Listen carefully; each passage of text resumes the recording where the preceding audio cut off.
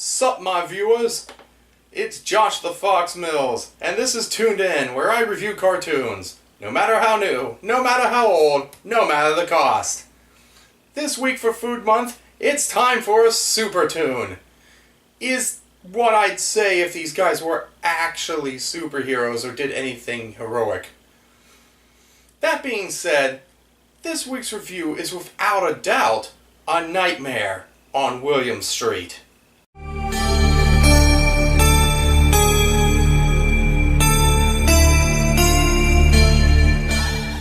Yes, this cartoon was made for the Adult Swim lineup by our good friends at William Street. Come back after the credits to find out what happens when fast food items with superpowers live under one roof and decide to do pretty much nothing with Aqua Teen Hunger Force.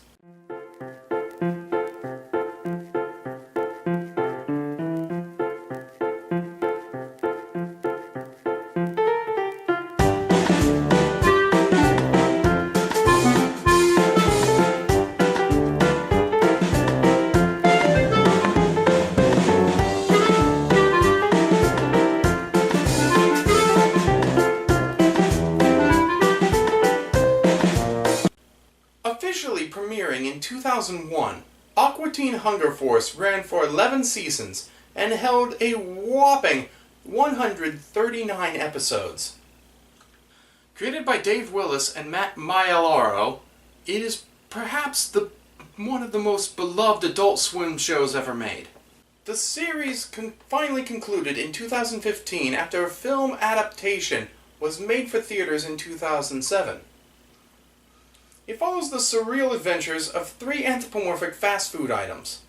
These items were Master Shake, the self-proclaimed leader of the group, who's constantly lying and scheming to get his way. This selfish beverage is apparently green-flavored, as it is revealed from time to time. Frylock, the real leader of the group. This highly intelligent and well-meaning box of french fries sports a stylish goatee beard, floats around using psychic powers, and apparently has french fry hair that he occasionally uses to grab things like tentacles. Meatwad is a simple-minded, childlike mass of ground beef that can take various forms. He has a few imaginary friends and is often tricked by Master Shake to help him do whatever he was planning to do for the episode. The theme song explained the team members a little, but ultimately not much.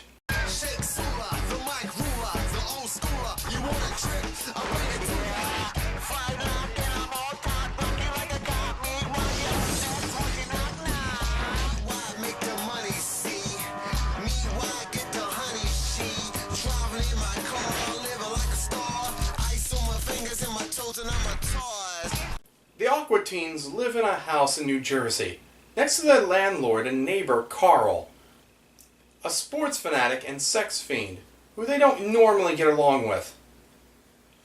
In 2011, they moved to Seattle, but everything looked the same and they were still neighbors with Carl.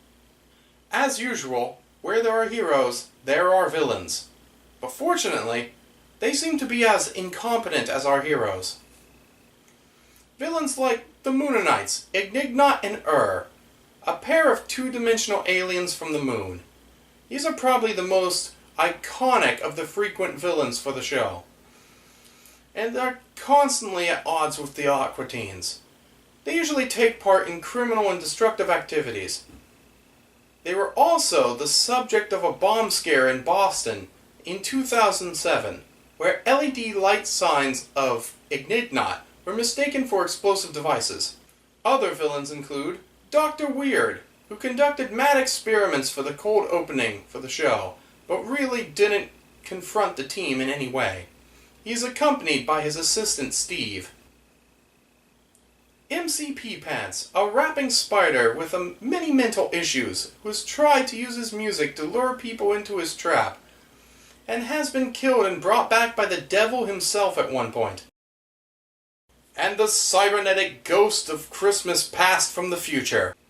This bird-like robot told long rambling stories in a most dramatic fashion. Episodes often ended in the death of characters or destruction of property, but this was always reversed and forgotten about when the next episode came.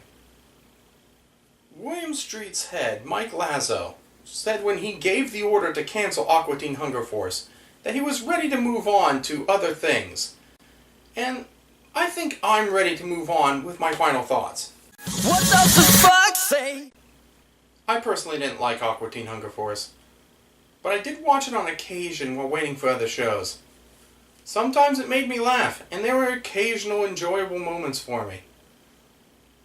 It was probably one of the best shows that William Street had produced, and certainly the longest lived. If you have a tolerance for language, crude humor, and mature situations done immaturely, then you might like this show. Otherwise, you might want to think about moving on. Next week, Food Month concludes with Anime Week. Come join me as I review gourmet dishes fighting each other to the death with fighting food-ons. Until then, stay tuned.